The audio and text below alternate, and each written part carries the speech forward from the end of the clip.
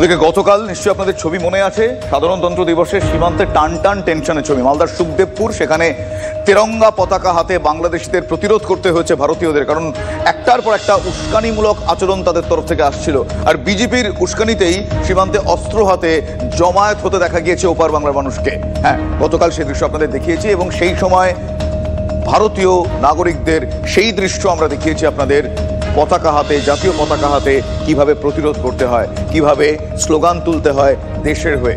আর এই উত্তেজনার আবহে সীমান্তে শুভেন্দু অধিকারী তিনি তিরঙ্গা যাত্রা করেন। সীমান্ত থেকে TV9 বাংলার সেই এক্সক্লুসিভ রিপোর্ট আপনাদের জন্য।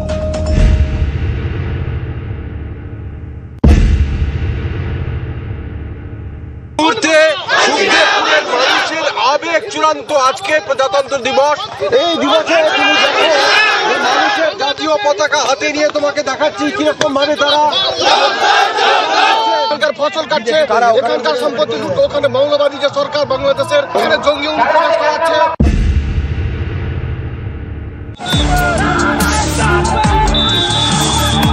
বিজেপির উস্কানিতে বাংলাদেশ সীমান্তে জমায়েত হচ্ছেন ওপারের বহু মানুষ, বিশেষ করে রোহিঙ্গারা। বাংলাদেশের চাঁপাই নবাবগঞ্জের কিরণগঞ্জে জমায়েতকারীদের হাতে অস্ত্র। বাংলাদেশের দিক থেকে দেওয়া হচ্ছে ভারত বিরোধী স্লোগান। এপারে কৃষকদের ফসল লুট করা হচ্ছে। প্রজাতন্ত্র দিবসে জাতীয় পতাকা নিয়ে সীমান্তে ভারতের জয়গান স্থানীয় বাসিন্দাদের।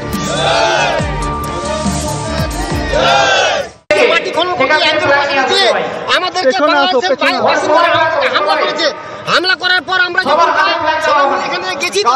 তারা কি রোহিঙ্গা? হ্যাঁ, তারা রোহিঙ্গা।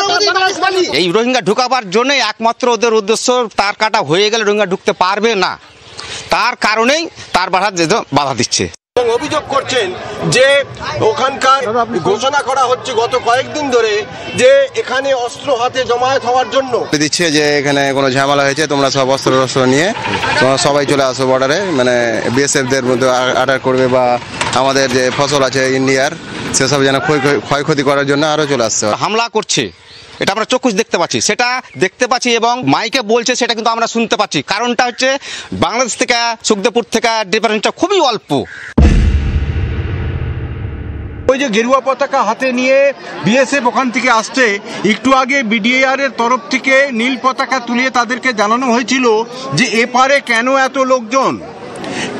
কারণ বরাবর এরা এই মানুষরা অভ্যস্ত এভাবে যে ওই যে জঙ্গলটা দেখা যাচ্ছে ওখানে গিয়ে বিকেলের পর থেকে নিয়মিতভাবে জমায়েত হয় এবং এই মুহূর্তে তারা কিন্তু মিটিং করলেন, তাৎক্ষণিক একটা মিটিং, যাতে কোনো রকম ভাবে কোনো সমস্যা যাতে না তৈরি হয়।